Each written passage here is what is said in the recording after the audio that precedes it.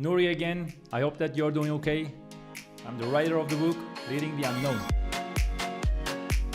To work with people who are remote and you never met before. The future is going to be hybrid, remote work, and also you need to have a leader, not a manager.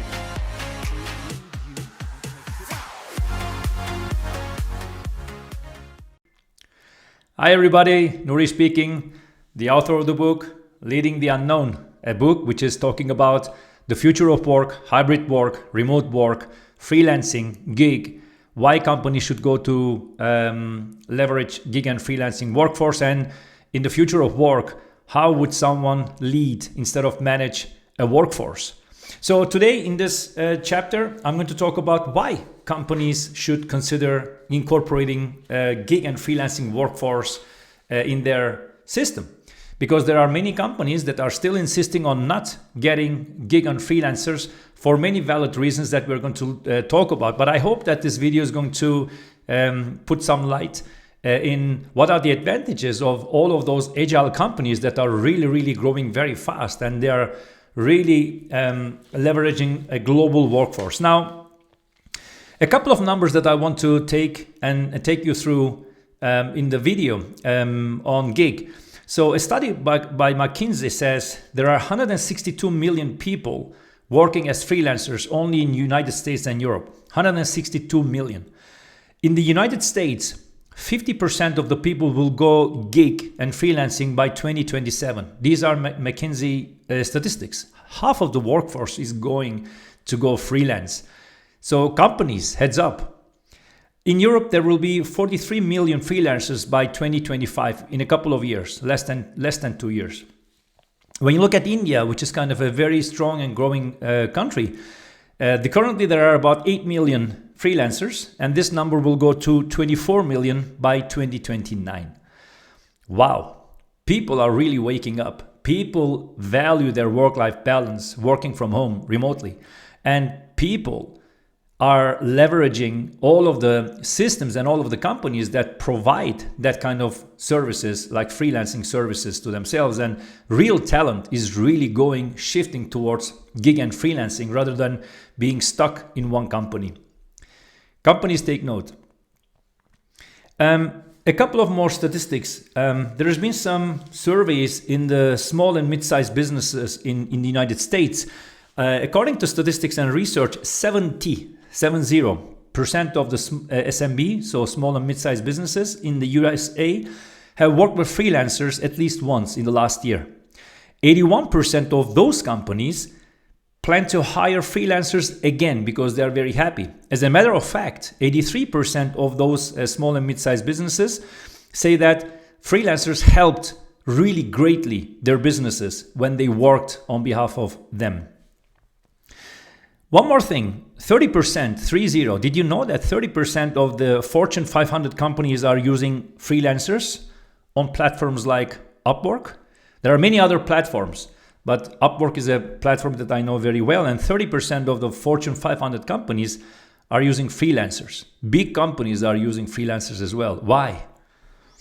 Now, companies that will go freelance, this is from my last 6 years of experience, will have so many advantages. I want to summarize a couple of them. First, specialized skill.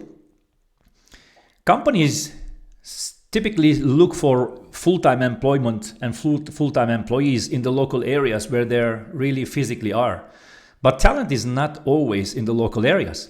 So talent can be like thousands and hundreds of thousands of kilometers away. So do you want to have low talent in your local area or high talent intensity in a different area as a freelancer? Do you want to have one-time engagement like 5 months, 6 months, 3 months, specialized, very specialized, do the job, get the payment and go away? Or do you want to just try your luck and recruit someone as a full-time employee, tons of paperwork? There are many cost efficiencies when it comes to getting freelancers. For example, freelancers bring their own computers, Macintosh devices, laptops, Android, Windows, of course, my favorite. And companies provide them secure access to their systems, limited access. They do the job You don't need to pay for a laptop. You don't need to change the laptop. You don't need to pay for electricity. You don't need to pay the company the coffee. You don't need to pay a building. You don't need to pay the receptionist in the building. You don't need to pay any of those. I'm smiling because, companies are trying to save cost. Imagine that you have high talent intensity with minimum cost because you don't have all of those overhead costs. You don't have any termination paperwork. When you want, you can say to the freelancers, we are done.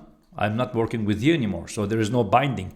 There are pros and cons for freelancers about all of this thing as well, but freelancers know it. Freelancers like it because if you're a good freelancer, there's always a lot of work for you to do. Flexibility and scalability. There are some peak times when companies need people, for example, support, for example, services, for example, consultancy or whatsoever. So when there are those peak times, companies can go and just say, look, I'm going to take 10 freelancers, whatever they are, and I'm going to put them to work and really relieve the pressure that I have in my system.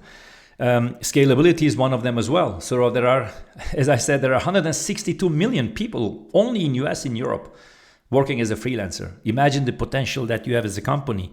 And you have a global talent pool. The office is not an office in Madrid. Your office is the world. Hopefully soon it's going to be Mars as well. Of course, there's also some good considerations about HR workload, because when you look at HR, they need to deal with so many employees. They need to work with like personal improvement plans. They need to work for a development plan. They need to work for a readiness plan. There needs to be a readiness team. You don't need any of them with freelancers. Freelancers, if they want to really be top and keep on making money, they want to self-train themselves. They need to self-train themselves. You don't need to have kind of an army of HR or an army of other departments like readiness departments to prepare readiness development activities or whatsoever. Sometimes you get an employee after a full-time employee as a company. After a year or two, that employee gets stuck and no will to work or whatsoever. So you need to deal with that person, no matter if the performance is good or not. But when you look at the freelancer, if the freelancer is not performing, the next day that person, you can just terminate the contract of the freelancer. So these are kind of very specific and also very easy to understand advantages to have to leverage gig workforce. Now, there are several considerations when you, of course, as an employer, get freelancers, because you need to know how that freelancer workforce is going to integrate with your workforce. There, the key is going to be my book. Get a copy of my book to support me as well, so that I can continue to work the second book that I'm writing at the moment, Leading the Unknown. It talks about this, how to integrate a freelancer workforce to a full-time employee workforce. And also the companies needs to really understand how management will need to go to leadership for you to be able to lead freelancers and create a community with the freelancers, which is possible. Experience talks. Of course, there are companies that are rightly concerned about freelancing for several different reasons. One of them is like reliability. Will the freelancer be as committed as, will the freelancer feel the shirt and the emblem or the theme of the companies? Of course, yes, my experience says that there are freelancers that I work with thousands of them. They are more passionate about the company than full-time employees. Really, believe me. Experience talks. If you want to get my knowledge, please feel free to contact me. The quality control. If you have a set of freelancers, how do you control their quality and the deliveries? But of course, artificial intelligence plays a good role in that to make sure that your freelancers are performing. The communication barriers. In one of my videos, I talked about generational differences. When you hire freelancers and if you need to kind of, in some form and shape, manage them, set expectations, build a community or whatsoever, you need to look at the generational differences of them so that you are doing the right thing for them and you are doing the right thing for your company as well. Confidentiality issues. In the past it was difficult to cover this, but now with all of the systems that we have, monetization, cyber security, artificial intelligence, where and how and when to give access to what freelancers to your system and your data, making sure that you have solid background checks through the platforms that you get the freelancers with NDA, non-disclosure agreements, and etc. Today, this is a lot easier than like 5, 6, 7 years ago. So those components are easily overcome if you are setting the things up. And of course, companies like Microsoft have tons of super cool, very powerful and very efficient monetization systems and systems to have access to your data. And of course, there are also some cultural and traditional factors that company consider when or influence the companies to consider to get freelancers. In the country that I live in, the company is a little bit more traditional. I said it in a couple of other videos. I'm not saying it is a good or bad. It's just the way that I experience it personally.